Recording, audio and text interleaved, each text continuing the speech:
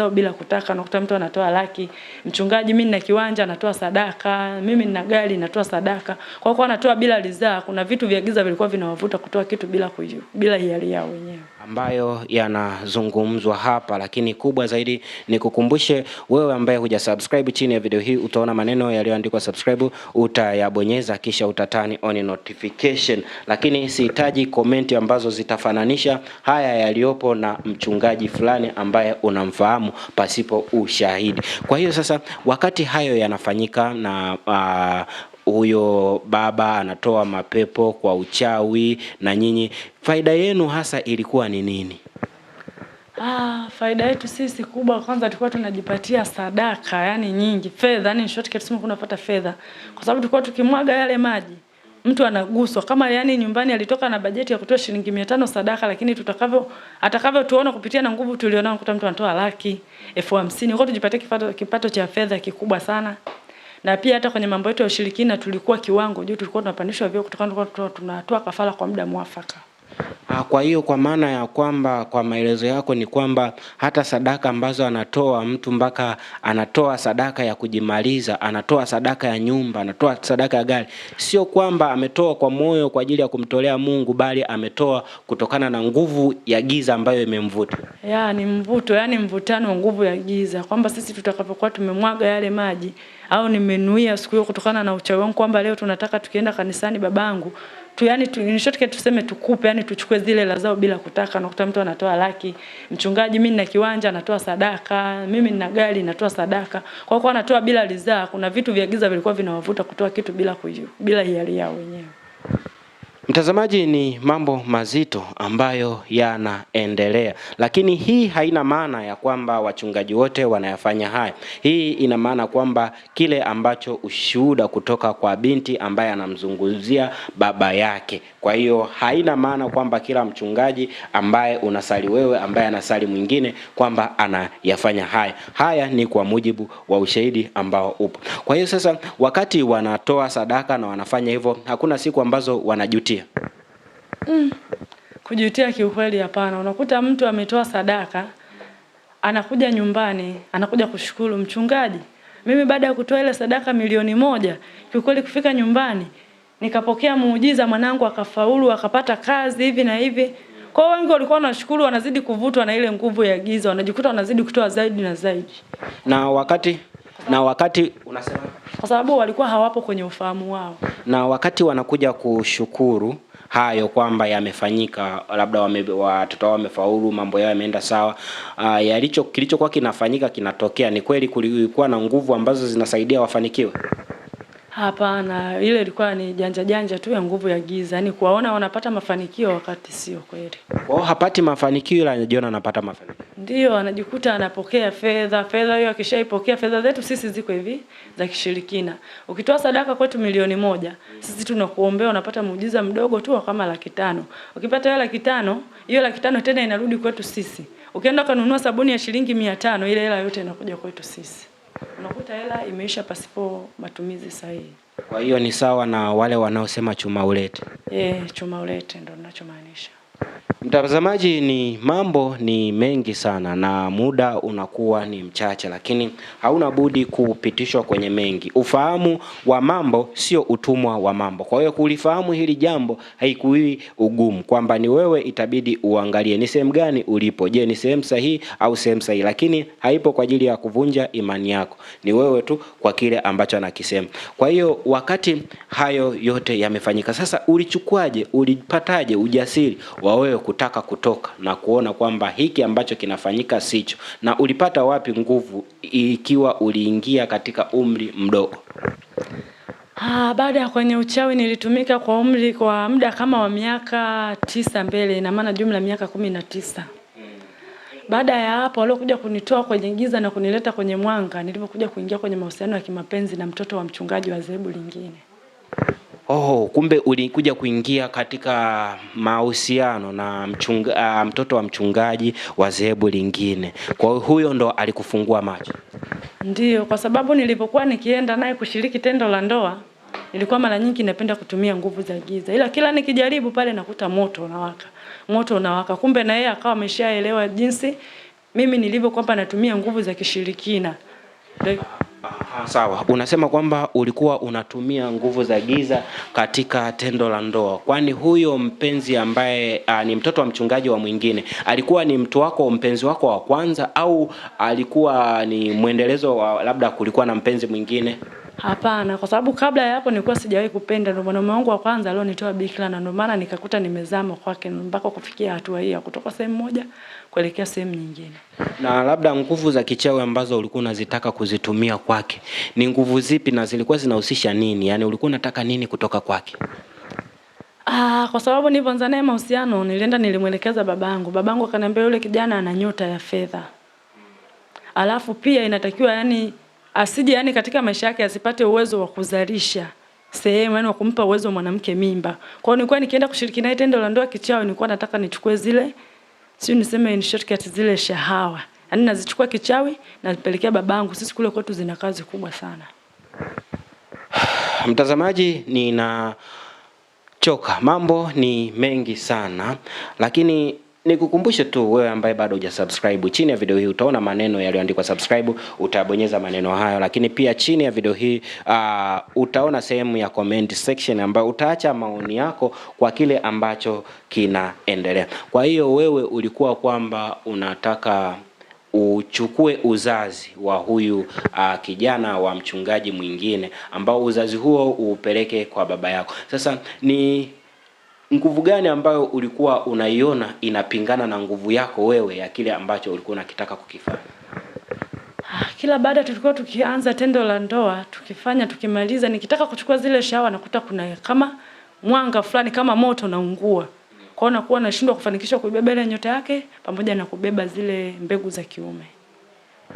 Kwa hiyo sasa ulifanyaje baada ya kuona jambo lako ambalo umelikusudia na zoezi ambalo umelitumwa, mission ambayo umetumwa na baba yako inafeli? Wewe ulifanya uamuzi gani au ulifanyaje? Kiukweli mimi mwenyewe binafsi nilikuja nikakaa nikafikiria, mbona kijana watu wananipenda? Yaani kibinafsi kule kuna ule moyo wa mapenzi na kuna ule moyo wa kazi wa maisha ya kawaida. Kuna kijana watu wananipenda, yeye mwenyewe tayari akawa ameshagundua mimi ni mchawi. Basi akawa anapambana kuniombea kutoa zile nguvu za kichawi, na mimi sikuona faida yoyote ya uchawi kwa sababu toka nimeanza uchawi mimi kama mimi msichana sikuiona faida yoyote ile. Yes. Na wakati labda kabla nikurudishe nyuma, kabla ya kutokea tukio hilo na baba yako mnafanya hayo, anapata sadaka, je, kuna kiasi chochote cha pesa ambacho ulikuwa wewe unakipata wewe kama wewe? Hapana, babangu hizo pesa alikuwa anazitumia kwa ajili ya kulima mashamba ya mpunga. Nyingine anaendesha miradi yake ya gereji. Kwa hiyo mimi kama mimi nilichokuwa na faidi ni kula pamoja labda na kuvaa tu gauni nini basi. Ila sikuwahi kukabidhiwa kiasi cha fedha chochote kile. Na labda baada ya kuwa nguvu zako zimeshindwa, nguvu zako zimegonga mwamba mbele ya kijana ambaye ni babake naye ni mchungaji, nini ambacho kilifanyika, kwamba ulimweka wazi lengo lako la kuwa na mahusiano na yeye au ilikuwaje? Baada ya kuona lengo langu la kishirikina limefeli, ilibidi tu nimweke wazi kwa sababu mwenyewe kama mwanamke kuna vitu nilikuwa navikosa. Nikiangalia umri umeenda, wenzangu tuliokuwa nao wana watoto. Mimi babangu kizazi changu ameshafanyia mambo mengi ya kishirikina, siwezi kupata watoto. In short, yani nilitaka kuhisi kukata tamaa, lakini yule mtu alinipa matumaini ya kuweza kusimama tena na kuishi tena. Kwa hiyo sikuona faida ya uchawi wote ule. Kwa hiyo ukaamua kuacha? Nikaamua kuachana na hiyo habari ya uchawi na kusimama pamoja na yeye, kumkabidhi Mungu maisha ya kweli na kumwabudu Mungu wa kweli kikweli kweli. Na labda sasa baada ya baba yako kupata hizo taarifa na kuona kwamba katika mission ambayo alikutuma imefeli na wewe umeenda kuwa na mapenzi ya dhati, yeye baba yako alichukua uamuzi gani? Baada ya kuona hivyo aliniita siku moja pamoja na mzee wa kanisa, wakanikalisha nyumbani. Kwamba binti yangu, tumekulea kwenye malezi ya kichawi, tumekufundisha vizuri kwamba mimi hata kesho nikiwa nimeondoka duniani wewe ndio utakuwa kulisi kiti changu na ukaendeleza kile nilichokuwa nakifanya. Inakuwaje unakuja unakiuka maadili na unabadilika kati hizi ni tamaduni zetu, na mimi nimelisi kutoka kwa babu yangu. Kiukweli mimi nikamwambia baba, ni kweli unachosema, umenifunza tamaduni Lakini nilikuwa sipo kwenye ufahamu wangu, nilikuwa ndani ya ufahamu wa kukontroliwa nguvu za giza. Mimi nimeshaamua kubadilika, kumpokea Yesu wa kweli, na nimeamua kuokoka, kuachana na dhambi zote, kwa sababu uchawi mimi baba sijaona faida yoyote. Wewe mwenye babangu hapo ulipo ni mchawi, lakini hata kitu unachomiliki cha maana hapo hakipo. Alafu uchawi hauna maana baba, kwa sababu mwisho wa ubaya baba ni aibu, na mwisho wa mtu mchawi uishia pabaya. Kwa hiyo mimi babangu ndio hivyo. Wewe kama utaniua utafanyaje wewe, fanye, ila mimi nimeamua kumpokea Bwana Yesu na Mungu wa kweli, na nimeamua kuwa na yule mwanaume ili tufunge ndoa, nianze maisha yangu ya familia yangu.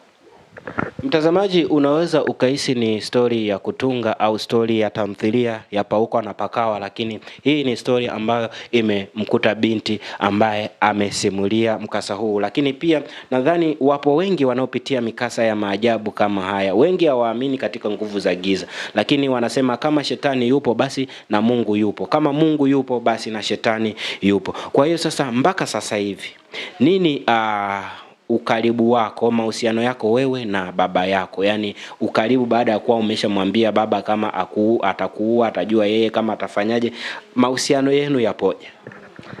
Kiukweli ilichukua vigumu sana, na ilichukua mtafaruku mkubwa sana kwenye familia, ukatengeneza matabaka. Baada ya mimi babangu kuona hanielewi, mimi nikaamua kuchukua maamuzi kama mtoto wa kike na kama binti ambaye nimeshakuwa na uwezo wa kujiamlia. Nikaamua kutoka, nikaenda kutafuta shangazi zangu. Yule kijana akaja akatoa posa, akatoa mahali, tukafunga ndoa, tukaoana. Lakini baada ya siku kupita, babangu alikuja yeye mwenyewe akakiri, akasema wewe ni mwanangu, siwezi kukupinga kwa lolote lile. Kweli nimeangalia mwanangu, faida sioni. Hapa nilipo ninaumwa mwanangu. Sielewi ni nani atakayenisaidia, mambo yamebadilika. Wewe ulipoondoka kuna baadhi ya vitu kishirikina uliondoka navyo ambavyo umefanya ngazi kuu ya uchawi imeharibika kwenye familia yetu, kwenye ukoo wetu kiujumla. Kuna vitu ambavyo mimi niliharibu baada ya kuacha ushirikina. Kuna vitu ambavyo ulienda uliviharibu, ulivipeleka wapi? Kwa sababu yeye baba, baada ya yeye kunichagua mimi, ilibidi yeye akishindwa mimi ndio nisimame. Sasa mimi ngazi ya kusimama imeanguka. Atasimama nani? Na kule wakuu hawamtaki yeye, wananitaka mimi. Kwa hiyo kabidi kile cheo anyang'anywe na wampe adhabu kwa kushindwa kunicontrol mimi. Kwa hiyo unasema walimpa adhabu. Je, walimpa adhabu gani? Adhabu waliompa, kwa sababu nakumbuka siku anakuja kuniomba msamaha alikuwa kwenye wheelchair. Walimpiga mapooza, yani miguu ile walikuwa wamepooza, mikono. Ni mtu wanayemuendesha kwenye kiti tu, hawezi kufanya lolote wala jambo lolote lile.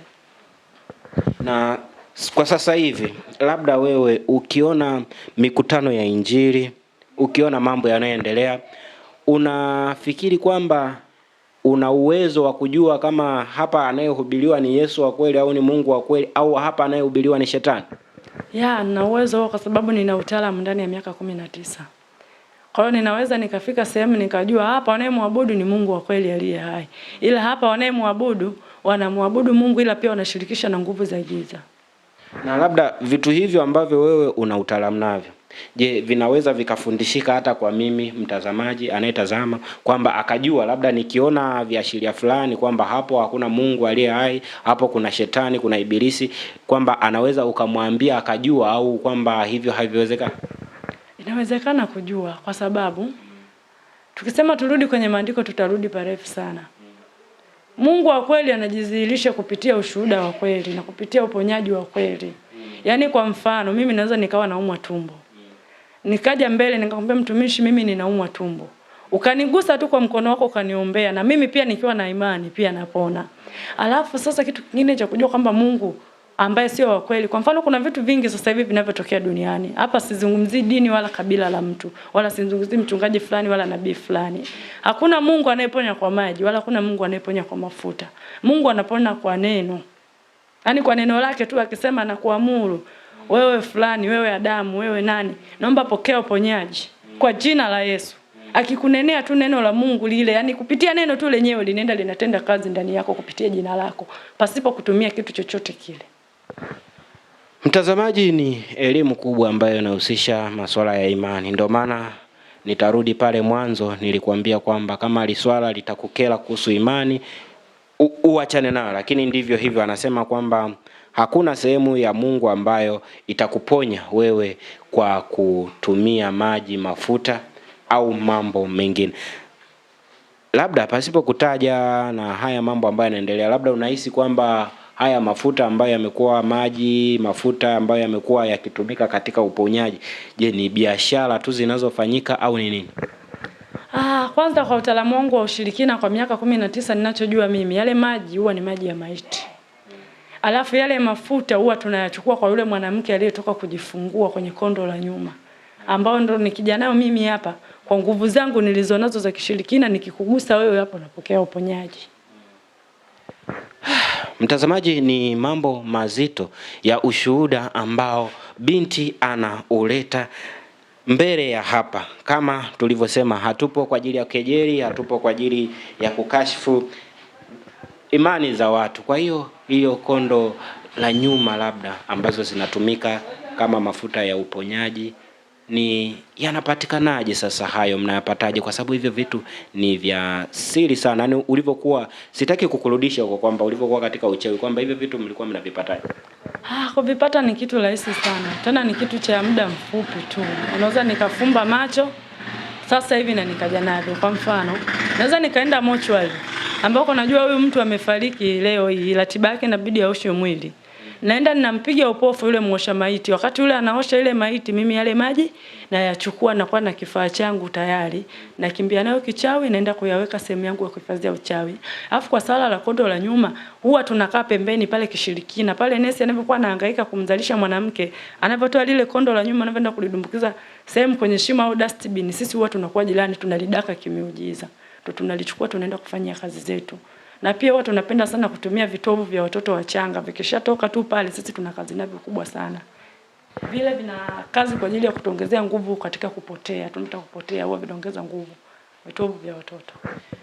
Vitovu vya watoto vinaongeza nguvu za kupotea. Labda sasa mkisha vipata hivyo, mlivyokuwa mkivipata, mlivyokuwa mkifanya hivyo, kutakuwa na madhara kwa yule mtoto ambaye kitovu chake kinatumika kishirikina? Atapata madhara yoyote au yataendelea kuwa kama alivyo?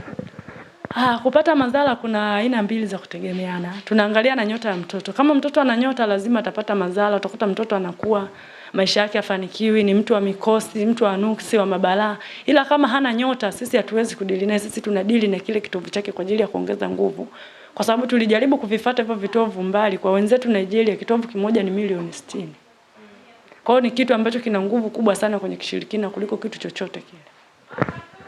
Mtazamaji, haya ni mambo mazito sana, lakini ndio uhalisia wa yale ambayo yanaendelea na ambayo yapo. Nadhani wengi mtakuwa mmesikia habari mbalimbali kuhusu haya mambo ya kiimani. Labda ni mambo mazito, tutazidi muuliza binti, lakini kama una swali lolote unatamani binti huyu angeliongea, utaacha maoni yako hapo. Labda sasa neno la mwisho, kwa unawashauri nini watu ambao wanataka kwenda kwa wachungaji? Wafanye nini ili waepukane na wachungaji ambao wanatumia nguvu za giza na nguvu za kimungu? Kiukweli yani hapo katika kushauri, kwanza imani ya mtu ndio inayomponya. Yaani kwa imani yako ndio inakuponya. Unaweza ukaenda kwa mchungaji akakuombea usipone kutokana hauna imani. Na unaweza ukaenda kwa mchungaji akakuombea ukapona kutokana na una imani. Ninachoshauri mimi kutokana na kazi niliyoifanya kwa miaka 19 pasipo mafanikio yoyote ile, kamwabudu Mungu wa kweli ambaye roho yako inakushuhudia ndani. Usije mkumbo kwamba pale kuna mchungaji fulani anaitwa Mwasengo, ngoja na mimi niende kwa Mwasengo kwa sababu Diana anaenda kwa Mwasengo, au ngoja niende kwa Mkimbila kwa sababu fulani anaenda kwa Mkimbila. Nenda kamwabudu Mungu wa kweli ambaye unamfahamu wewe ndani ya roho yako na unamdhibitisha ndani ya Mungu wako, kwa sababu kumwabudu Mungu, hakuna mtu anayezuia kumwabudu Mungu wala kwenda kuabudu dhehebu lolote. Mimi ninaweza nikaja kwako wewe mchungaji Joshua kwa mfano, nikaja nikasali kwako leo, nikatoka hapo nikarudi nikafunga na kuomba nikamshirikisha Mungu. Mungu, naomba unionyeshe nimeingia dhehebu fulani kwa mtu fulani. Je, yule ni mchungaji wa kweli na ni mtumishi wa kweli, au je ni mtumishi ambaye anatumika kwa manufaa yake binafsi? Kama kweli ukiwa na imani na ukiomba Mungu si mchoyo. Mungu lazima atakujibu, atakwambia mwanangu pale ni sehemu sahihi, hii sio sehemu sahihi. Kwa hiyo tujaribu hata kumshirikisha Mwenyezi Mungu kwa sehemu tunazoenda kuziabudu, kwa dini yoyote ile, kwa dhehebu lolote lile. Pasipo kukurupuka tu kufuata mkumbo. Huku kuna uponyaji unakimbia. Huko amekuja mtu fulani unakimbia. Hapana, hivyo tutapotea na tutapoteza, kwa sababu ndani ya hao watu wanaotumia nguvu za giza kwenye kuhubiri neno la Mungu kuna mambo mengi yanatokea. Mwingine unaweza kaja kanisani ukawa ni mjamzito. Mimi kupitia ushirikina wangu na manufaa yangu binafsi, mimba yako ile ikaharibika, mimi naichukua nafanyia mambo yangu. Yaani kanisa lile nageuza ni sehemu ya mimi kujipatia faida binafsi. Una bleed upo kanisani, kile kitambaa chako mimi nanyonya bleed, inanisaidia kwenye mambo yangu ya kishirikina. Kwa hiyo tuwe makini sana tunapohitaji kwenda kumwabudu Mungu wa kweli. Mtazamaji, hayo aliyoyasema ni mmoja ambaye amepitia huko kwa watu ambao wanachanganya imani, kwamba yeye walijifanya ni watu wana kanisa kumbe ni wana shetani. Kwa hiyo kilichoongelewa, ukijaji vyovyote ambavyo utakijaji, lakini kikubwa fuata kile kilichoongelewa. Nadhani ukichukua pointi hiyo hutobaki kulaumu na kudhani umedhihakiwa, bali utafanya kile ambacho kinatakiwa. Nikukumbusha wewe ambaye bado hujasubscribe, usubscribe, na chini ya video hii utaona sehemu ya kuacha maoni, utaacha maoni. Mpaka wakati mwingine, chao.